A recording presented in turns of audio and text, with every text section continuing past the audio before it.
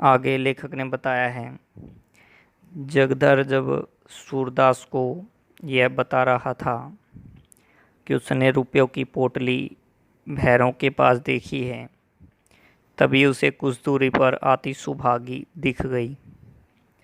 उसने सुभागी को बुलाकर भैरों की करतूत उसे बताई। सुभागी को यह पता था कि आग तो भैरों ने ही लगाई है। भैरव कौन थे? अर्थात उसके पति थे, सुभागी का पति था। परंतु रुपए चुराने की बात उसे अब पता चली कि रुपए भी उसके पति ने ही उसके चुराए थे।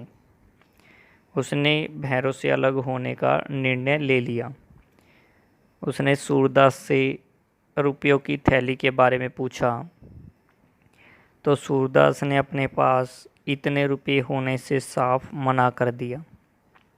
परंतु उसके चेहरे पर आए भावों से सुभागी समझ गई कि भैरव ने सूरदास के रुपये चुरा लिए हैं। उसने भैरव से रुपये की थैली किसी भी तरह वापस लेकर सूरदास को देने का निश्चय कर लिया, क्योंकि उसी के कारण सूरदास को यह असह्य दुख झेलना पड़ रहा है। सूरदास को अपनी झोपड़ी जलने, जिंदगी भर की कमाई के चोरी होने, समय असमय लोगों की कटुक्तियों से मन में दुखजनक विचार उमड़ आए। कटुक्तियाँ होती है यानी बुरी उक्तियाँ जो उनके बारे में कही जाती थी, बुरी बातें जो उसके बारे में कही जाती थी, उनसे दुखजनक विचार जो है उनके मन में उमड़ आए। वह मर्माहत हो रोने लगा, अर्थात उनके हृदय पर आघात सा हुआ और वो इन बातों को याद करके रोने लगे।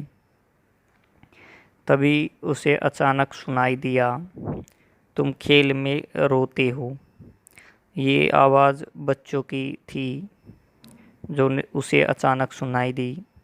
यह सुनते ही उसे लगा कि किसी ने उसे खड़ा कर दिया है। वह निश्चय कर लेता है कि जीवन का खेल हंसने के लिए है, रोने के लिए नहीं।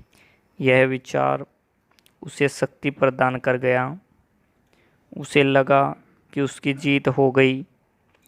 उसने अपने रुपयों की पोटली खोजते खोजते उस राख को एकत्र करके, इकट्ठा करके जो ढेर बनाया था, जिसमें पहले वह अपनी पोटली को खोजने का प्रयास कर रहा था, अब उसने उस राख को दोनों हाथों से उड़ाना शुरू कर दिया।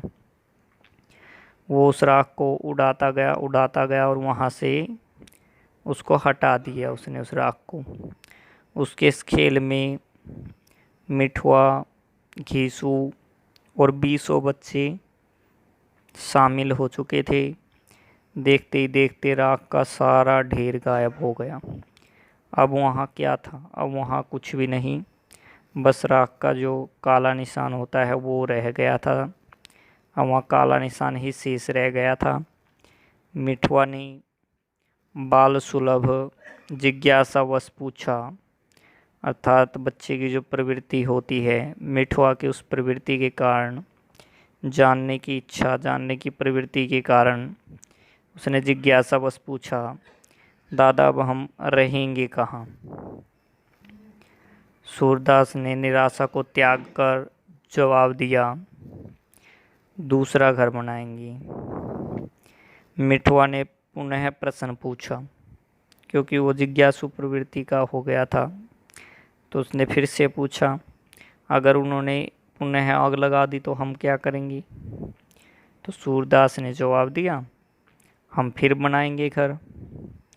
बच्चे के फिर पुनः वही प्रश्न पूछने पर सूरदास ने अंत में दृढ़ निश्चय होकर उत्तर दिया, अगर वो 100 लाख बार भी घर गिराएंगे तो हम भी 100 लाख बार ही घर बनाएंगे।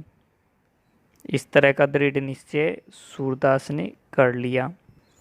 इस प्रकार जो है, उम्मीद करते हैं कि आपको ये पाठ का सार अच्छे से समझ में आ गया होगा। सूरदास की झोपड़ी पाठ, जिसके लेखक प्रेमचंद थे।